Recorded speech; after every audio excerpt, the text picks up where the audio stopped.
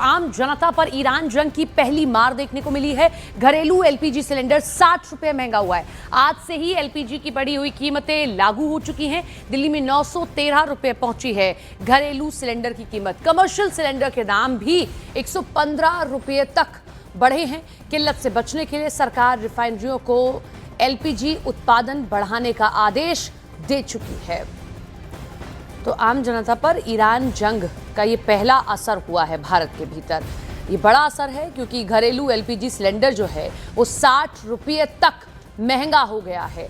LPG की जो कीमतें बढ़ी हुई हैं वो आज से ही लागू हो गई हैं। दिल्ली में 913 रुपये घरेलू सिलेंडर की कीमत है। कमर्शियल सिलेंडर के दाम भी 115 रुपये तक बढ़े हैं और किल्लत से बचाया जा सके इसीलिए सरकार ने रिफाइनरियों को एलपीजी उत्पादन बढ़ाने का भी आदेश दे दिया। लेकिन ये पहला असर है। हम पहले की कीमत दिखा रहे हैं 1768 रुपए जो बढ़कर 1800 के करीब हो गई है। अगर हम एलपीजी की बात करते हैं तो ये 853 रुपए पहले जो अब 900 के करीब पहुंच गया है। तो आप देखिए कि यही कहा जा रहा था, एक्सपर्ट्स यही कह रहे थे कि जो ये जंग हो रही है इसमें तेल को लेकर सबसे बड़ी चीजें सामने आएंगी। उसके बाद में असर दिखना अब घरेलू चीजों पर शुरू हो गया है। अमेरिका ने वैश्विक तेल कीमतों पर बढ़ते दबाव को देखते हुए भारत से संपर्क किया और कीमतों को काबू में रखने के लिए मदद मांगी है। अमेरिकी एनर्जी सेक्रेटरी क्रिस राइट ने कहा कि उन्होंने भारत से समुद्र में स्टोर रूसी तेल खरीदने और उसे भारतीय रिफाइनरियों में प्रोसेस करने का अनुरोध किया ताकि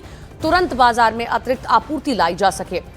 दूसरी ग्लोबल रिफाइनरियों पर दबाव कम हो सके। यह कदम तेल कीमतों को स्थिर करने के लिए उठाया गया एक अल्पकालिक उपाय ये माना जा रहा है।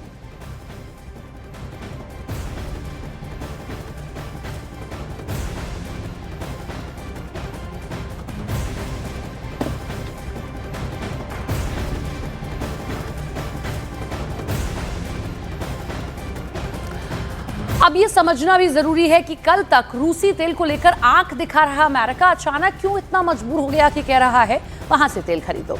तो इसकी सबसे बड़ी वजह तो जंग की वजह से कच्चे तेल की छूती आसमान कीमतें जो पिछले 2 साल के सबसे ऊंचे स्तर पर है। और कीमतों में उछाल इसलिए क्योंकि हॉर्मस की खाड़ी से तेल टैंकरों की आवाजाही फिलहाल बाधित है और दुनिया भर की जो रिफाइनरीज हैं उसमें तेल के टैंकर नहीं पहुंच पा रहे हैं, जिस वजह से वहां बहुत ज्यादा कमी देखी जा रही है। ऐसे में अमेरिका को भारत ही इकलौता सहारा दिखा क्योंकि तमाम बंदिशों के बावजूद भारत रूस से सस्ता तेल खरीदने वाला सबसे बड़ा देश है और मौजूदा वक्त में करीब 1.5 करोड़ बैरल रूसी तेल भारतीय तटों के करीब है। अंदाजा है कि यह हफ्ते भर के भीतर भारत पहुंच सकता है जिससे भारत को तुरंत तेल की कमी पूरी करने का मौका मिल जाएगा। भारत की रिफाइनरी में रूसी तेल पहुंचाने के साथ ही वैश्विक सप्लाई पर पड़ रहा दबाव कम होगा और दुनिया भर में कच्चे तेल की कीमतें काबू में रखी जा सकेंगी।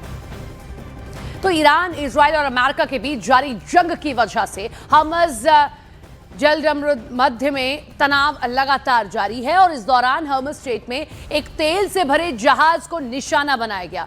ड्रोन हमले के बाद जहाज पर आग अचानक से बढ़ गई। ईरान की रिवोल्यूशनरी गार्ड्स ने दावा किया है कि ये जहाज 2 ड्रोन हमलों के बाद आग की चपेट में आ गए। यह हमला ऐसे समय में हुआ जब हर्मज पर जंग की वजह से हजारों जहाज फंसे हुए हैं।